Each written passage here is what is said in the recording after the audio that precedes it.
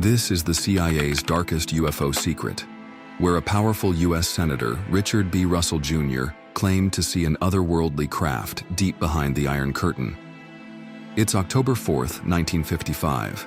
The night air over Soviet Azerbaijan is still and unnervingly quiet as Senator Russell's train rumbles along the Caspian Sea. Shadows flicker beyond the windows, revealing glimpses of an imposing military-industrial landscape, guarded and mysterious. What began as a low-profile fact-finding mission quickly spiraled into something far stranger. Senator Russell, accompanied by military and intelligence associates, would later report an astonishing sight. Two bright disc-shaped craft lifting off nearly vertically into the darkness. Officials swiftly classified and buried his testimony, fearing the public and the Soviets might learn the truth. Yet the story refused to stay silent. Whispers of suppressed documents, frantic embassy cables, and contradictory denials lingered for decades, hinting at an enigma that forever changed those who witnessed it. Had the Soviet Union really achieved a leap in advanced aviation, or was it something not of this earth? To uncover the origins and implications of this extraordinary Cold War mystery, we must journey back to that tense night along the Caspian shore, where secrecy and suspicion intertwined, and a powerful senator found himself at the heart of an unexplainable encounter.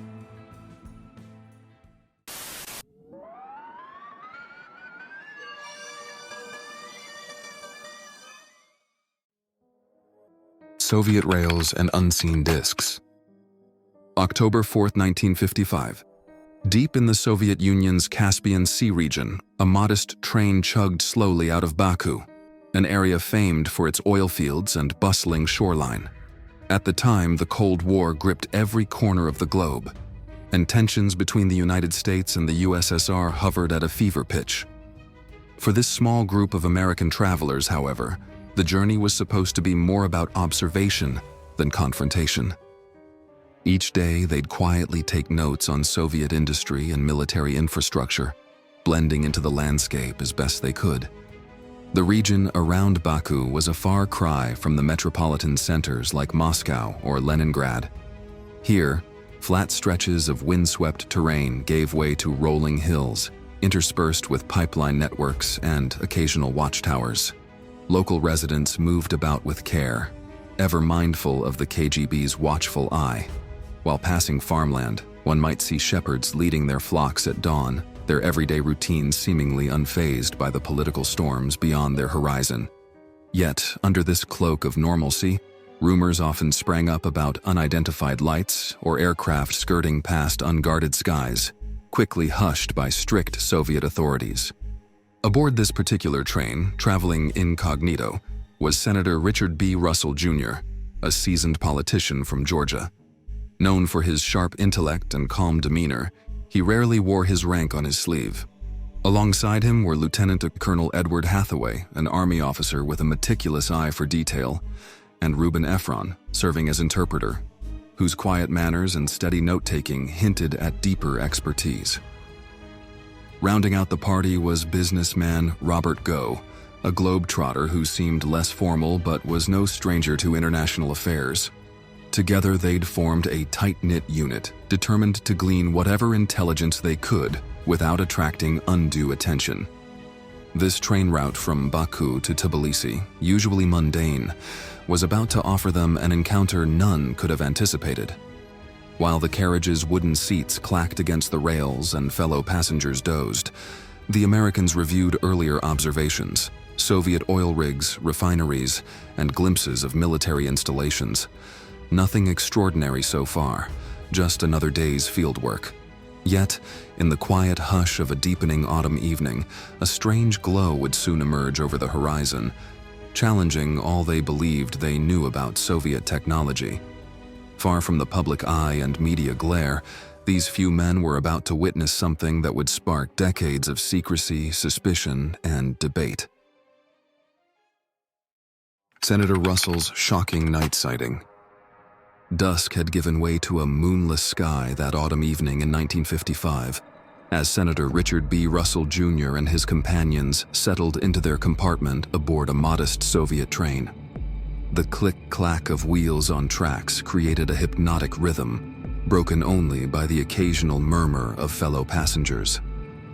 Outside, the landscape along the Caspian Sea corridor remained mostly unseen, a stretch of barren shoreline and industrial complexes faintly illuminated by sparse outposts of light.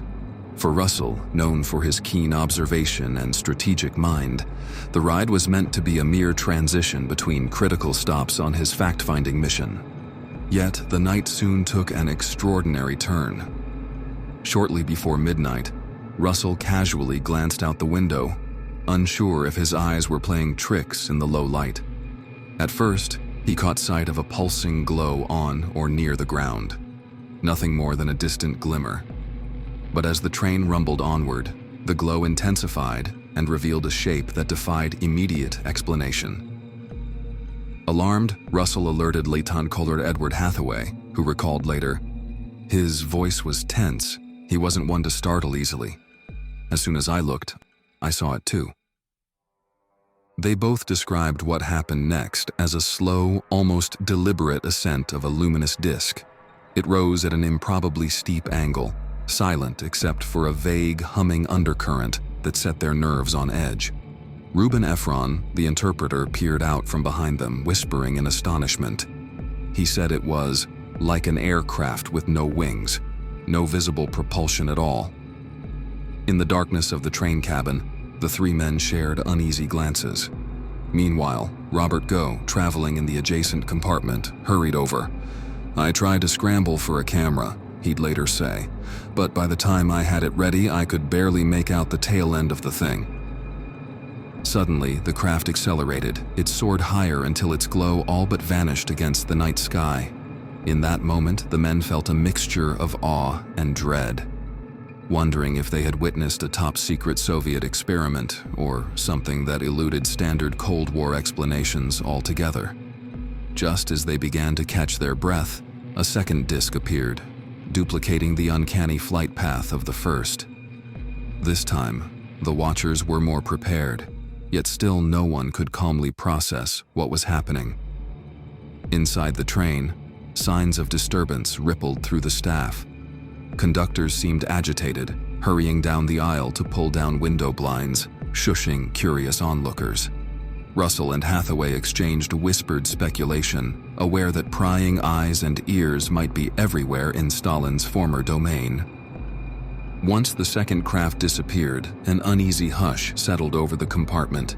Each witness struggled to reconcile what they had seen with any known aircraft. Lieutenant Colonel Hathaway described the objects as rotating discs glowing from beneath, while Ephron shuddered at the memory of their silent climb. For Russell, the initial confusion gave way to cautious resolve. As soon as they could find a secure channel, they'd report this sighting to the proper authorities. In those first breathless minutes after the discs vanished, no one knew what it all meant. Had they stumbled upon a classified Soviet flight test? Or had they encountered something beyond human engineering? That question weighed heavily on each man as the train pressed onward into the hidden expanses of the Soviet Union. Their composure rattled and their minds racing. They prepared themselves for the next steps, unaware that the real shockwaves were only just beginning.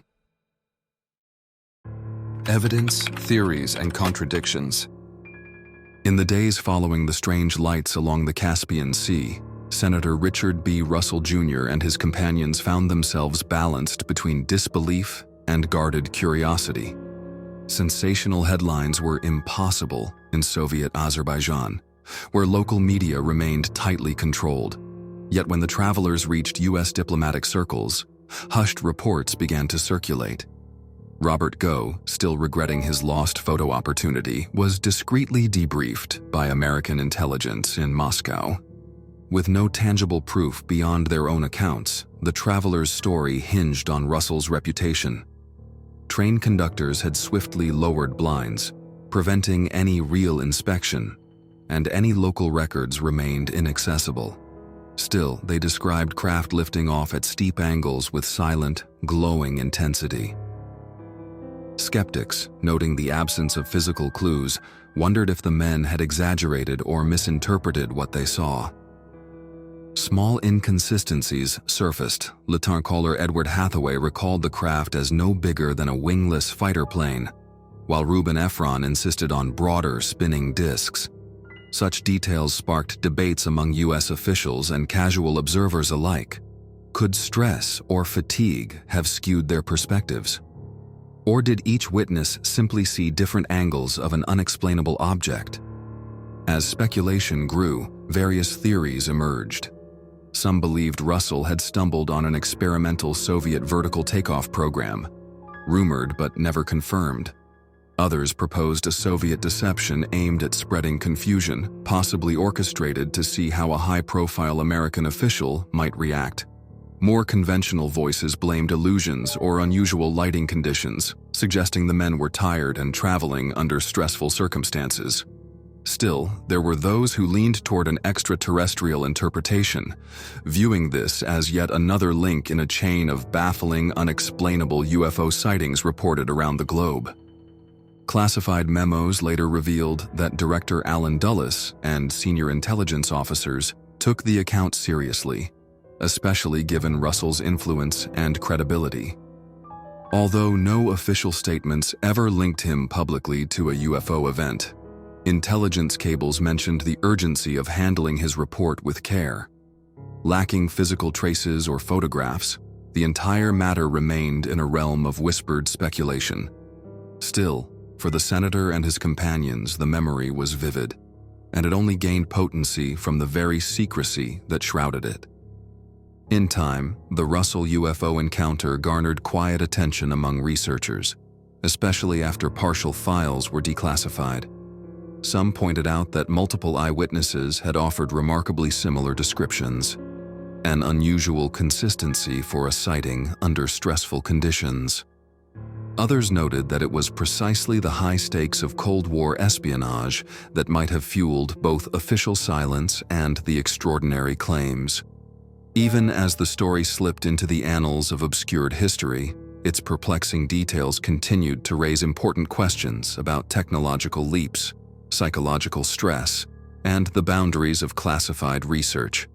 Even now, every angle raises new questions. If the craft were truly ordinary aircraft, why the near-silent flight and sharp vertical climb? If it was a hoax, how could so many well-traveled observers be deceived so completely? And if it was something beyond human invention, why would record keepers bury it so thoroughly? Ultimately, the Russell UFO encounter remains clouded by conflicting testimonies, incomplete archives, and a reluctance to confront possibilities that defy conventional wisdom. In a world already consumed by secrets, it stands as a fleeting brush with the unknown, one that even the most credible voices couldn't fully pin down. The unanswered mystery. Even decades later, the question of what Senator Richard B. Russell Jr. and his companions really saw in the Soviet night remains unsettled. They never publicly recanted their accounts of two luminous discs lifting skyward without a sound. Official channels, meanwhile, offered no definitive explanation, only cryptic statements, canceled press opportunities, and guarded intelligence memos. Quietly, the rumor persisted that somewhere in redacted government files lay a trail of secrets pointing to advanced technology or something beyond ordinary understanding. For those involved, the memory of that October evening lingered like an unfinished chapter in a well-worn book. Lieutenant Colonel Hathaway would carry the image of those discs for the rest of his life, wondering if they hinted at an untold Cold War weapons breakthrough. Robert Goh lamented the lost photo evidence that might have settled the debate, and for every skeptic labeling it a trick of light or a product of Cold War jitters, there are others who see in this event one of the most credible UFO sightings of its era. Was it a clandestine test of Soviet aviation, a cleverly orchestrated ruse designed to spook a prominent American senator, or an authentic brush with something not of this earth? The answers remain cloaked in uncertainty, leaving everyone free to judge for themselves. As with so many other unexplained episodes from the early UFO era, the truth fades into the shadows, waiting, perhaps, for those willing to search beyond the official narrative. Did Senator Russell and his companions stumble upon a top-secret Soviet breakthrough? Or could they have encountered something beyond human understanding? Share your thoughts in the comments below. Thank you for watching Mr. Alien Files. If you enjoyed this ufology mystery, continue exploring the unexplained in our next video. Let's keep pushing the boundaries of what we know and what we dare to believe.